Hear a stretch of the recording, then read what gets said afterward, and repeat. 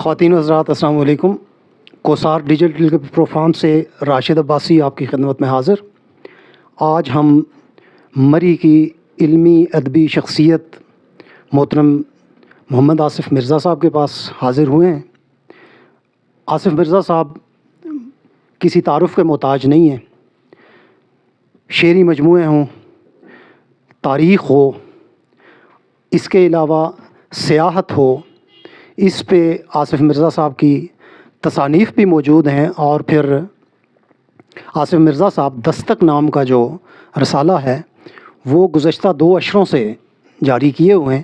جو بڑا علمی ادبی جہاد ہے، یہ بہت بڑا کارنامہ ہے کہ مری جیسے ایک چھوٹے شہر سے اتنے عرصے تک کامیاب ایک بڑا ادبی رسالہ انہوں نے جاری کیا ہوا ہے۔ اور پورے پاکستان میں جو علمی ادبی حلقے ہیں وہ آصف صاحب کے دوست ہیں، احباب ہیں، اور سارے لوگ ان سے واقف ہیں۔ آج ہم یہاں پہ حاضر ہوئے ہیں اپنے احباب تک یہ تاریخ پہنچانے کے لیے کہ مری جس کو صرف سیاحتی مرکز سمجھا جاتا ہے، اس کی علمی ادبی تاریخ کیا ہے؟ جی بسم اللہ الرحمن الرحیم۔ مری میں علم و ادب کی تاریخ اتنی ہی پرانی ہے جتنی خود پاکستان کی تاریخ۔ مری میں جو یہاں کی تقریب ادبی جو تنظیم ہے، مری لٹریری سرکل، اس کا آغاز قیام پاکستان سے قبل ہوا تھا ایک معلومات کے مطابق، اور قیام پاکستان کے بعد جب نقل مکانی کے نتیجے میں مشرقی پنجاب سے اور یو پی کے مختلف علاقوں سے یہاں لوگ آئے، تو ان کی وجہ سے یہاں کی جو گہما گہمی تھی مختلف معاملات کے اندر، وہ تو اس میں تو اضافہ ہوا ہی، لیکن ادبی حوالے سے بھی کافی رونق پیدا ہوگی اس میں۔ مجھے کچھ یوں یاد پڑتا ہے، یہاں بڑے بڑے مشاعرے جو ہے وہ منعقد ہو چکے ہیں، اور وہ کوئی ایک جگہ مخصوص نہیں تھی۔ وہ یہاں پہ 3-4 ہال تھے جہاں پہ مختلف نوعیت کی تقریبات ہوا کرتی تھیں، اور جیسے مری کلب ہال، جیسے ایمبیسڈر ہال، جیسے سیمز کا ہال تھا بڑا۔ یہاں ڈراموں کے اور ورائٹی پروگرامز کے علاوہ مشاعرے بھی بہت ہوا کرتے تھے، اور جو مشاعرے یہاں پہ ہوئے ہیں اس میں اگر میں صرف نام ہی لینا شروع کر دوں نا تو آپ یقین کیجئے کہ بڑا اس کے لیے بھی وقت درکار ہوگا، لیکن ظاہر ہے مطلب کچھ نام تو لینے پڑیں گے۔ میں فوری طور پہ جو میرے ذہن میں نام آ رہے ہیں، جیسے جگر مراد آبادی، جوش ملی آبادی، فیض احمد فیض، حبیب جالب، منیر نیادی۔ ممکن ہے اس میں وہ ترتیب نہ ہو ان کی زمانی، لیکن جیسے بھی مجھے یاد آ رہا ہے میں بتا رہا ہوں کہ ضیاء جالندری صاحب اور حفیظ ہوشیارپوری اور ڈاکٹر وزیر آغا، اور ان سے بھی پہلے مجھے یہ احمد ندیم قاسمی صاحب سے شروع کرنا چاہیے تھا وہ، اور پھر ان کے جو حلقہ اثر ہے اس میں احمد فراد، امجد اسلام امجد، اور بہت سارے نام ہیں جو اس میں لیے جا سکتے ہیں۔ یعنی پاکستان کے کونے کونے سے کسی بھی شہر سے اگر کوئی تعلق رکھتا تھا،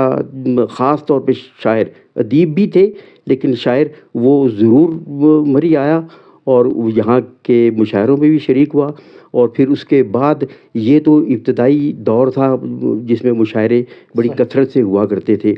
پھر یہ زیادہ تقریبات جو ہیں وہ مری لٹریری سرکل کے کے اندر ہوئی ہیں بیشتر، اور یہاں پہ ادبی تقریبات کے تنوع اور رنگا رنگی کا اندازہ اس سے لگایا جا سکتا ہے کہ مختلف شعری مجموعے، مختلف دیگر موضوعات پہ لکھی گئی کتابیں، فکشن کے بارے میں لکھی گئی کتابیں، ان کے اوپر ان کے ساتھ شامیں منائی گئیں۔ ان کے ساتھ یہ خاص بات مجھے یاد آ رہی ہے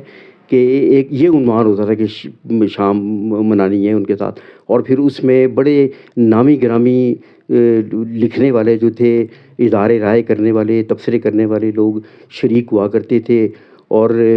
بہت ہی پر رونق اور ایک یعنی یوں کہیے کہ بہت ہی مطلب ہے مالا مال قسم کی وہ تقاریب ہوا کرتی تھیں ہر حوالے سے. اچھا، ایک سوال یہ تھا کہ جب آپ مری لٹریری سرکل کی بات کرتے ہیں تو اس میں کون کون سے احباب جو ہیں وہ متحرک تھے، اور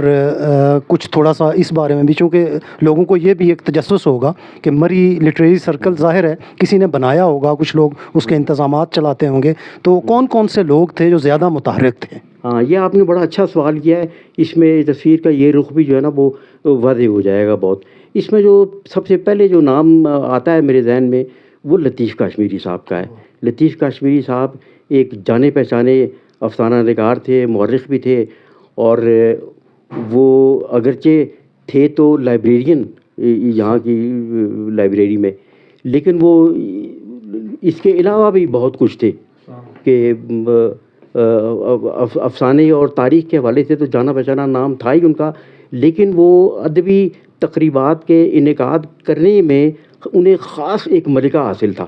اور انہوں نے اپنی ایک ٹیم بنا رکھی تھی جو ان کے دست و بازو ہوا کرتے تھے اس طرح کی تقریبات میں. انہوں نے بہت زیادہ اس حوالے سے یہاں پہ وہ کام کیا. آپ یہ بتائیے کہ اتنا اچھا وہ سلسلہ چلتا رہا، اور پھر یہ میرا خیال ہے کرونا کے دوران اس میں تعطل آیا. جی، تو اب اگر اس کو ریوائیو کیا جائے، اس کا احیاء کیا جائے، تو اس کے لیے آپ کے خیال میں کیا کرنا چاہیے؟ اگرچہ کافی وقفہ آ چکا ہے بیچ میں اور پلوں کے نیچے سے کافی پانی بہہ چکا ہے، لیکن ہم یہ سارا سلسلہ اسی جگہ سے جوڑ سکتے ہیں جہاں پہ یہ ٹوٹا ہے. اور یہ کوئی اتنی پرانی بات بھی نہیں ہے. پچھلے 20 برس جو ہیں وہ مری شہر کے اندر ادبی حوالے سے، شعر و ادب کے حوالے سے نہایت فعال اور سرگرم گزرے ہیں. اس میں ان کا نام مینشن کرنا چاہوں گا، جمیل یوسف صاحب کا، جن کا یہاں پہ پہلے تو وہ بسلسلہ ملازمت رہے یہاں پہ، اور اس کے بعد وہ مری ان کو اتنا پسند آیا کہ انہوں نے اس کو بطور شہر اختیار کر لیا. یہاں پہ وہ مکان تھا ان کا، رہائش ہوگی ان کی، اور ان کی وجہ سے ادبی سرگرمیوں میں بڑی تیزی اور بڑا تنوع آیا اس کے اندر. انہوں نے اسلام آباد اور راولپنڈی کے شاعروں سے بھی تعلق برقرار رکھا، اور وہ آتے رہے اور یہاں مری کی ادبی تقریبات اور مشاعروں کی رونق بڑھاتے چلے گئے اس سارے عرصے میں. اب یہ ہے کہ ہم وہ سلسلہ جو ہے وہ دوبارہ ادھر ہی سے شروع کریں. ایک حلقہ موجود ہے لکھنے پڑھنے والوں کا، دستک اور مری لٹریری سرکل کی ادبی تقریبات نے اور ادبی فضا نے جو یہاں پہ ماحول بنایا ہے اس کی بڑی اہمیت ہے. اس کی وجہ سے کافی نئے لوگ سامنے آئے ہیں جو جن کو کوئی پلیٹ فارم نہیں تھا مہیا، لیکن وہ سامنے آئے ہیں، اور دستک کے صفحات میں ان کا کلام بھی آیا، اور وہ مری لٹریری سرکل کی اور آرٹس کونسل کی بھی تقریبات میں تک ان کی جو ہے نا وہ رسائی ہوئی. اور سلیم شولی صاحب کے ساتھیوں میں علی احمد کنور کا مجھے نام یاد آ رہا ہے. پھر کالج کے حوالے سے حبیب فخری ایک بڑا اہم ترین نام ہے جو اردو شاعری اور شعر اور نثر کے ایک بڑا اہم نام ہے. بھوپال سے ان کا تعلق تھا،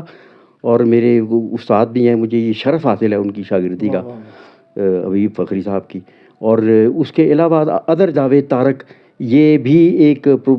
لیکچرار تھے اور کوٹلی ستیاں سے ان کا تعلق تھا، لیکن اچھے شاعر تھے. یہ آس پاس کے علاقوں میں سے صرف ایک جگہ کا خاص طور پہ اس لیے ذکر کرنا چاہوں گا کہ اس وقت کوئی کم از کم درجن بھر کے قریب لکھنے والے ہیں، ان کا تعلق جو ہے وہ دار جاوا کے علاقے سے. یہ ایک بات ہے. اور یہ دستک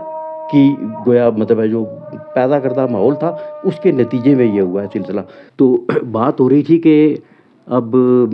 نئے دیوانوں کا انتظار ہے، اور انتظار بھی کیا، یوں سمجھ لیجئے کہ انہی دنوں میں یہ واقعہ وقوع پذیر بھی ہو چکا ہے. ایک عرصے کے بعد بلکہ مری کی تاریخ میں پہلی مرتبہ کوئی نصف درجن کے قریب کتابیں چھپ کر آئی ہیں شاعری پہ اور دوسرے موضوعات پہ، فکشن پہ اور تنقیدی مضامین پہ. لیکن ان میں ایک سب سے جو قابل ذکر اور زیادہ اہم کتاب ہے وہ یہ ہے، یہ جس کا نام ہے مری کے اہل قلم. مری کے اہل قلم یہ امجد بٹ صاحب کی کتاب ہے. اور میں نے جتنے بھی نام لیے اپنی گفتگو میں جو شاعر اور ادیب تھے، اگرچہ وہ بہت کم نام ہے، لیکن ان کا تعلق پاکستان کے مختلف علاقوں سے تھا، لیکن وہ ادیب اور شاعر جو خالصتاً مری کے اندر کم و بیش عرصہ رہے یا یہاں کے رہنے والے تھے یا یہاں پہ رہتے ہیں ہر اعتبار سے، اور ان میں سے جو اللہ کو پیارے ہو چکے ہیں، انتقال کر چکے ہیں، اور جو حیات ہیں، ان سب کا ذکر اس کتاب کے اندر جو ہے نا وہ موجود ہے۔ اگر کوئی جاننا چاہتا ہے کہ مری شہر کی کیا شناخت ہے ادبی اور شعری حوالے سے، تو اس کتاب کا ضرور جو ہے وہ مطالعہ کرے۔ اور یہاں سے آغاز بھی ہو چکا ہے، سمجھ لیجئے کہ اب اس میں جو ہے ہم نے ادبی تقریبات کو پھر سے بحال کر کے اور اس میں مزید گہما گہمی پیدا کرنی ہے، وہ انشاءاللہ ہمارا ارادہ ہے۔ اور اب امید بند بھی چکی ہے۔ اس میں ہمارے جو دست و بازو ہیں، ان میں پنڈی سے بھی کچھ نام لینا چاہوں گا، جیسے راشد عباسی صاحب ہیں اور سجاد عباسی، جو پنڈی میں بھی تقاریب کر رہے ہیں مختلف، اور یہاں انشاءاللہ عنقریب یہاں بھی جو ہے نا وہ سلسلہ بڑھ جائے گا، یہاں سے بھی اس کا آغاز ہوگا انشاءاللہ مستقبل قریب میں۔ اچھا، آخر میں آصف مرزا صاحب سے درخواست کروں گا کہ جو آپ کی ابھی کتابیں شائع ہوئی ہیں، کچھ ہمارے ناظرین کو وہ بھی بتا دیں کہ آپ کی کون سی کتب شائع ہو چکی ہیں۔ ایک تو چند سال پہلے میرا پہلا شعری مجموعہ آیا تھا، ستارہ ہے خاک پر۔ اس میں تاخیر اس وجہ سے بھی ہوئی کہ دستک کی جو ذمہ داریاں تھیں اس نے سر اٹھانے کی مہلت نہ دی کہ کسی اور طرف توجہ کی جاتی، اور ویسے بھی میرا جو احوال ہے وہ زندگی بھر وہ میں اس کی عملی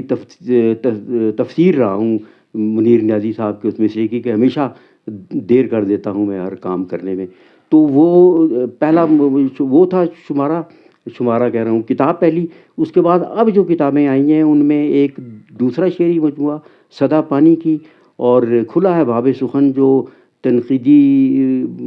اور تاثراتی مضامین پر مشتمل ہے، اور دو تالیفات ہیں جن میں سے ایک مری کے رنگ ہزار، نام سے ہی ظاہر ہے کہ یہ مری کے حوالے سے ہی ہے، اور ایک منظر پاکستان کے، جس میں پاکستان کے حوالے سے جتنی بھی خاص جو چیزیں دستیاب ہو سکیں اور دستک میں چھپیں۔ یہ قابل ذکر بات یہ ہے کہ یہ دونوں کتابیں ان مضامین کے انتخاب پہ مبنی ہیں جو دستک میں مختلف اوقات میں چھپتے رہے ہیں۔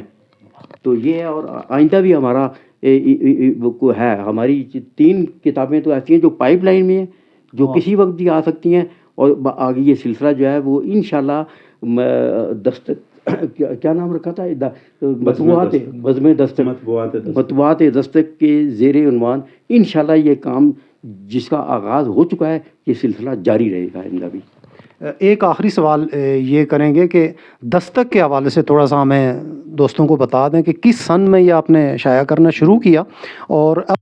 شمارے شائع ہو چکے ہیں۔ دستک کا آغاز جو ہے وہ 2006 سے ہوا،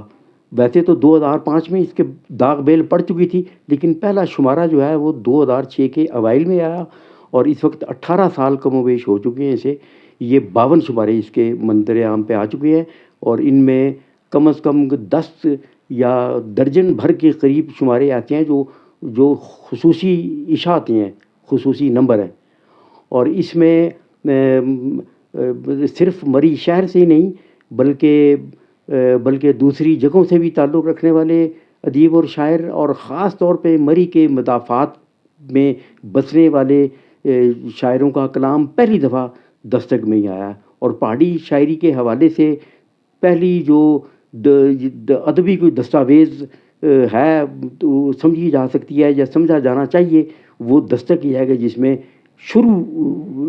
ہوا پہاڑی کلام کی اشاعت سے پاکستان میں، اس کا آغاز ہوا۔ اور وہ کوئی بھی شمارہ اب تک خالی نہیں ہے جس میں باقی چیزوں کے علاوہ پہاڑی شاعری موجود نہ ہو۔ جزاک اللہ جی، بہت نوازش، انشاءاللہ آئندہ پھر کسی اور مہمان کے ساتھ۔ سلام۔